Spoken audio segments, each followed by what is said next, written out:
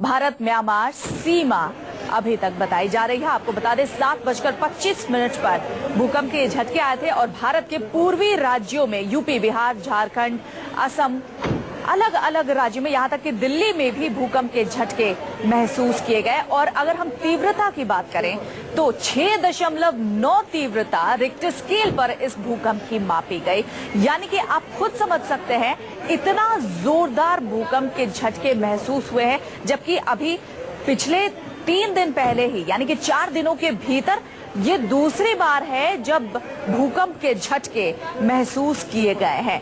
ये भूकंप के झटके इतने तेज थे कि आसपास जितने भी लोग थे वो सारे अपने घर से बाहर निकल आए, क्योंकि 6.9 तीव्रता का ये भूकंप, 6.9 आपको बता दें इतना ज्यादा तीव्रता है कि ऐसे में जान माल का बहुत नुकसान होने की आशंका जताई जाती है। लेकिन अभी तक राहत की खबर है, कहीं से भी कुछ भी ऐसी खबर नहीं आई है।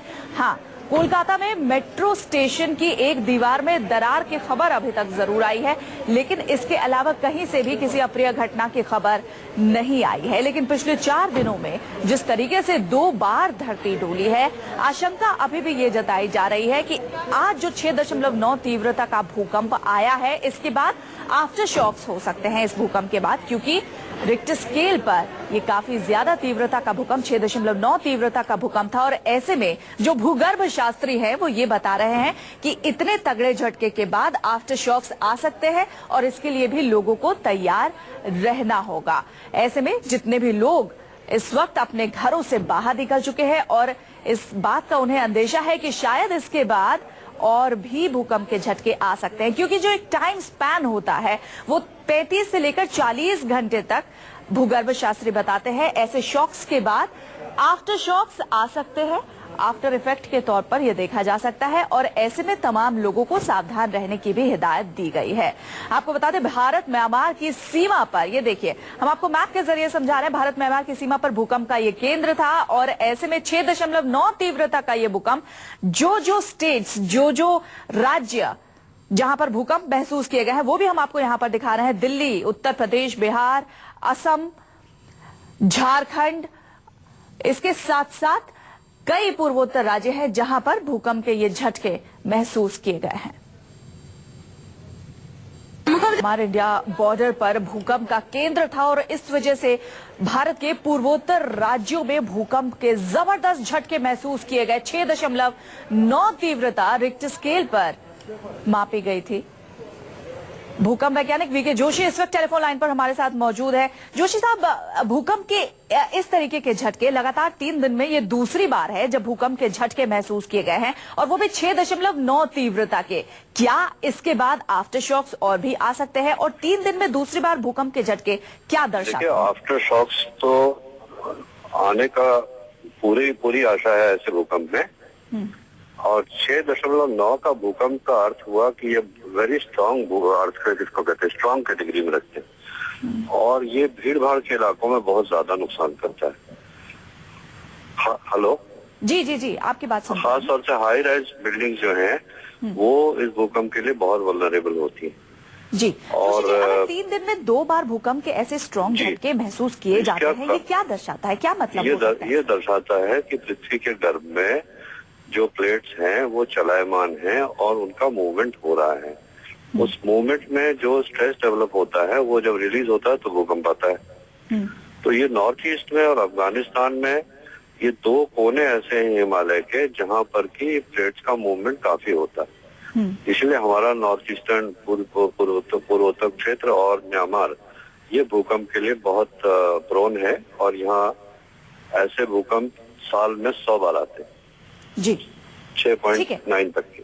हाँ जोशी जी, एक और बात आपने बताया आफ्टर शॉक्स बहुत ही लाजमी है ऐसे तीव्र झटके के बाद। आफ्टर शॉक कभी मुझे तो ये डर लग रहा है कि ये जो आज भूकंप आया ये 4 शॉक न हो। कभी ऐसा होता है कि बड़ा भूकंप आने के पहले 4 शॉक आते हैं। अगर ये 4 शॉक होगा तब तो तबाही मच जाएगी। तो क्या ये 4 शॉक इतना ज्यादा स्ट्रांग हो सकता है?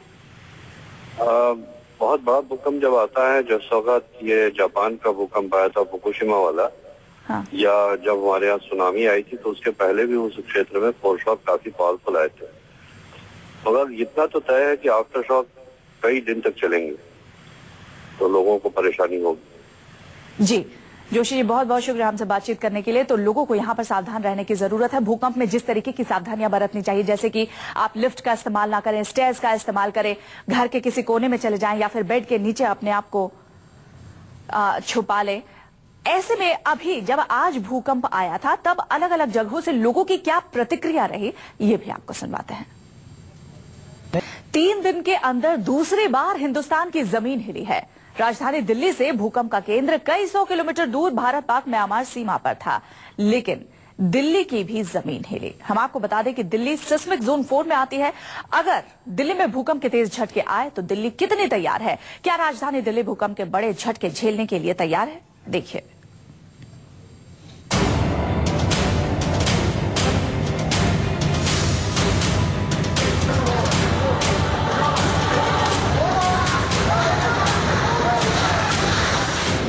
भूकंप के लिहाज से बात करें तो कहा जा सकता है कि मौत के मुहाने पर बैठे हैं दिल्ली वाले। ऐसा कहने के पीछे कई वजह हैं। भूकंप की दृष्टि से दिल्ली जोन 4 में है। जोन 4 को हाई डैमेज रिस्क जोन कहते हैं। 90% से ज्यादा इमारतें तेज झटके नहीं झेल सकती। हर एक वर्ग किलोमीटर में रहते हैं करीब 10,000 लोग। यही वजह है कि दिल्ली पर भूकंप का खतरा हमेशा मंडराता रहता है। धरती के हिलते ही दिल्ली वालों के जहन में दहशत भर जाती है। भूकंप के हाई रिस्क जोन में आने की वजह से प्राकृतिक आपदाओं का खतरा सबसे ज्यादा है। हाई राइज बिल्डिंग्स की भरमार होने से इन शहरों में भूकंप आने पर जान माल का मोटा नुकसान होना तय है। और जोन 4 का मतलब होता है कि सेकंड हाईएस्ट रिस्क जोन में दिल्ली है। टोटल 5 जोन्स होते हैं सीज्मिक जोन, तो दिल्ली और एनसीआर पूरा जोन 4 में ही है। और दिल्ली की अगर बात करें तो अभी हम लोग कह सकते हैं कि हम लोग खुशनसीब हैं कि जितने भी एपी सेंटर्स अभी रिसेंटली हुए हैं तो वो दिल्ली से काफ़ी दूर है, मेनली हिमालयन रीजन्स में। जैसे कल भी आया तो हिंदू कुश रीजन में है वो। और अगर कभी एपी सेंटर आसपास रहा तो दिल्ली, जैसा कि एक्सपर्ट्स जो अर्थक्वेक एक्सपर्ट्स हैं जो परसीव करते हैं कि दिल्ली में जो है मास डिस्ट्रक्शन होगा। भूवैज्ञानिक मानते हैं कुदरत का कहर कभी भी दिल्ली पर टूट सकता है, कभी भी खिसक सकती है दिल्ली की धरती। एक रिसर्च के मुताबिक दिल्ली की करीब 1.5 करोड़ आबादी के लिए बने 92% मकान कंक्रीट और सरिये से बने हैं, जिनमें 6 रिक्टर स्केल से तेज भूकंप झेलने की क्षमता नहीं है। ये सब जानते हैं कि दिल्ली वाले भूकंप बम पर बैठे हैं। सिर्फ वैज्ञानिक ही नहीं बल्कि कई और संस्थाएं इस बात से आगाह भी कर चुकी हैं। दिल्ली में 70 से 80% मकानों में नियमों का उल्लंघन हुआ है। नए मकानों में भी कभी कभार ही कानूनों का पालन किया जाता है। राजधानी में तीनों नगर निगम क्षेत्रों में आने वाले सिर्फ 10% भवन ही भूकंप का सामना कर सकते हैं। 90% भवन असुरक्षित हैं। अगर सीस्मिक जोन 4 का भूकंप आया तो बड़े स्तर पर तबाही मच सकती है।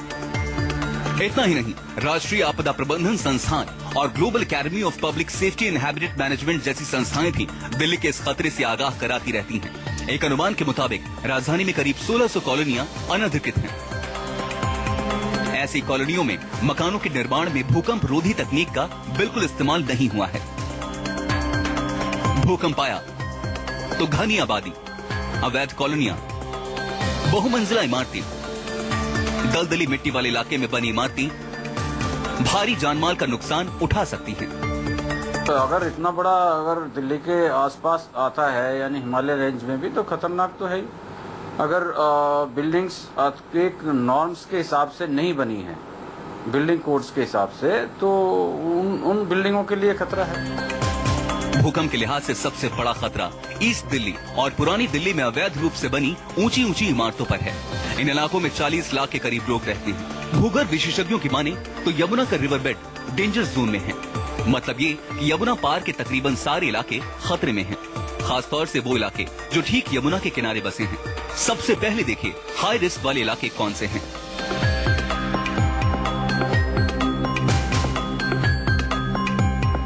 ट्रांस यमुना, पश्चिमी दिल्ली, छतरपुर। इसके अलावा जिन दूसरे इलाकों में भी खतरा मंडरा रहा है उनमें उत्तर पश्चिमी दिल्ली, नजफगढ़, संजय नगर, तीमारपुर और संगम विहार हैं। पूर्वी दिल्ली में यमुना पार के कम से कम 20 इलाके ऐसे हैं जहां कभी भी धरती के नीचे से आई तबाही अपना तांडव मचा सकती है। किसी को नहीं पता कब कौन सी इमारत एक झटके में जमींदोज हो जाए। जाहिर है आज दिल्ली में रहने वाले लाखों लोगों की जिंदगी कब खत्म हो जाए कोई नहीं जानता। देवदा अग्रवाल के साथ ब्यूरो रिपोर्ट, न्यूज़ 24।